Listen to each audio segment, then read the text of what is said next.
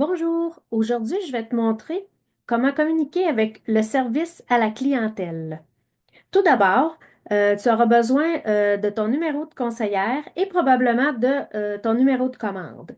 Donc, tu vas te loguer sur le site de la conseillère et lorsque tu arriveras sur l'écran d'accueil que tu vois présentement, tu iras te diriger juste ici en haut à droite où c'est inscrit Bienvenue avec ton nom. Tu cliques dessus, tu t'en vas dans ton profil, juste ici.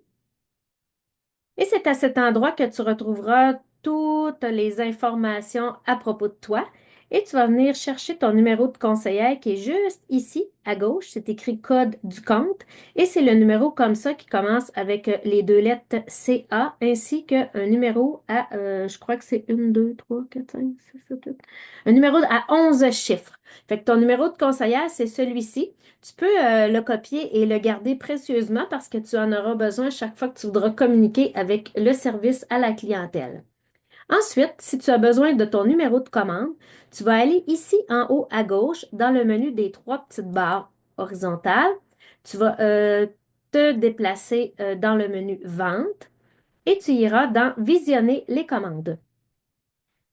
À cet endroit, tu vas avoir toutes les commandes que tu as passées depuis que tu es avec Tupperware, les commandes expédiées, les commandes en cours de traitement.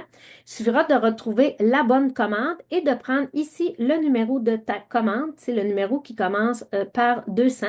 Fait que tu as seulement qu'à utiliser ce numéro-là.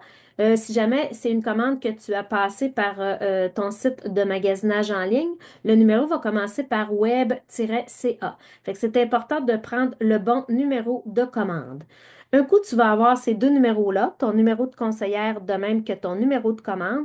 Tu vas avoir trois façons différentes que tu peux communiquer avec le service à la clientèle. Tu peux téléphoner, tu peux écrire un courriel ou tu peux aussi discuter par le chat.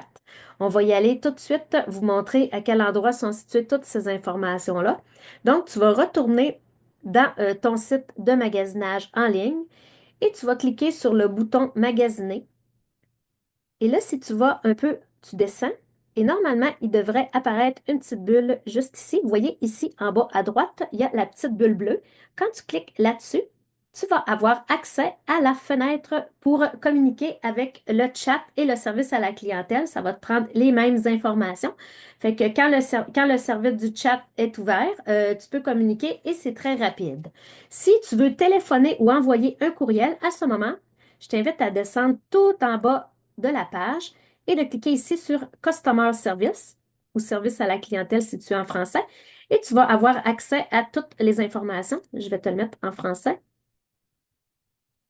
Fait que ici, on a le numéro du service à la clientèle en français ou en anglais, de même que le courriel que tu peux écrire avec toutes les informations et tu auras une réponse, peu importe la façon dont tu vas communiquer.